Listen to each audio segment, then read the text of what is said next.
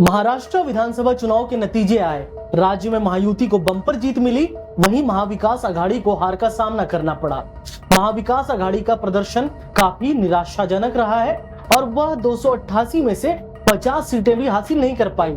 इस चुनाव में राजनीति के चाणक्य कहे जाने वाले शरद पवार का मैजिक भी काम नहीं आ सका और खुद उनकी पार्टी के 86 कैंडिडेट्स में से केवल 10 को ही जीत नसीब हुई है।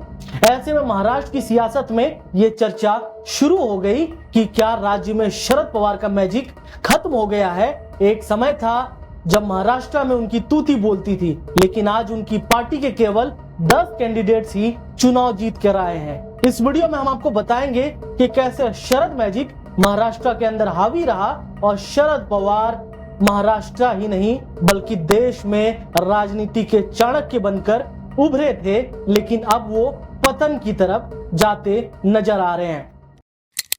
शरद पवार एक समय कांग्रेस के बड़े नेता हुआ करते थे, लेकिन सोनिया गांधी को कांग्रेस का अध्यक्ष बनाए जाने के विरोध में एनसीपी का गठन हुआ और इसके संस्थापक शरद पवार बने। शरद ने 10 जून 1999 को कांग्रेस से अलग होकर पीए संगमा और तारिक अनवर सहित कुछ अन्य नेताओं के साथ मिलकर इस पार्टी को बनाया।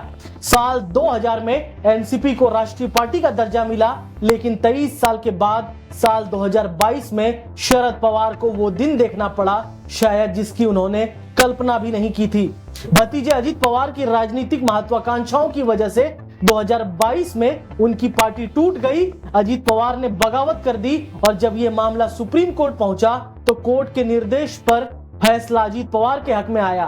अजीत पवार गुट को ही असली एनसीपी करार दिया गया और उन्हें ही पार्टी का चिन्ह मिला।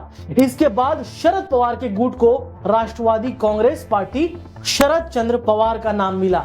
अपनी ही बनाई पार्टी में शरद पवार ने अपना नियंत्रण खो दिया और अब महाराष्ट्र विधानसभा चुनाव में उनकी पार्टी ने खराब प्रदर्शन किया है।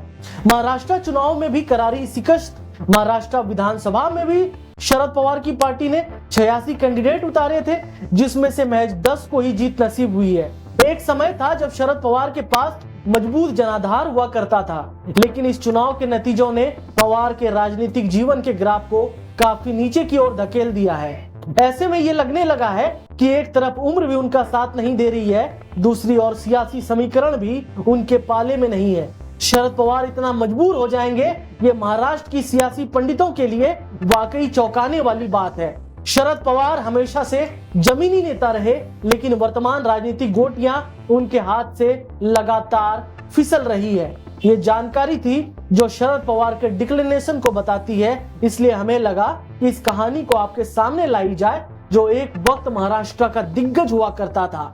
कहा जाता था कि महाराष्ट्र की राजनीति में शरद पवार को होकर ही गुजरना पड़ता है, नहीं तो सफलता महाराष्ट्र की राजनीति में नहीं मिल सकती। लेकिन वहीं अजीत पवार जो एक समय शरद पवार के खासम खास हुआ करते थे। एक समय जिस तरीके से महाराष्ट्र में बाला साहब ठाकरे के 2 चिराग होते थे, एक राज ठाकरे, दूसरा उद्धव ठाकरे, लेकिन पुत्र मोह में बाला साहब ठाकरे की पार्टी का भी पतन हो गया और ठीक इसी तरह पुत्री मोह में शरद पवार की पार्टी का भी अंत होता नजर आ रहा है और अजीत पवार को महाराष्ट्र की जनता ने असली एनसीपी माना और अजीत पवार को बम्पर जीत दिलाई है।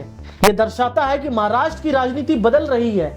महाराष्ट्र के साथ साथ पूरे देश की राजनीति बदल रही है, लेकिन इन सब से इतर अब यह देखना दिलचस्प होगा कि अभी जो पुराने नेता जो अपने आप को दिग्गज नेता समझते थे, क्या वो अपनी साख बचा पाएंगे या ठीक इसी तरह के राजनीति में मात खाते रहेंगे। हमें दीजिए इजाजत, तब तक के लिए नमस्कार, जय हिंद।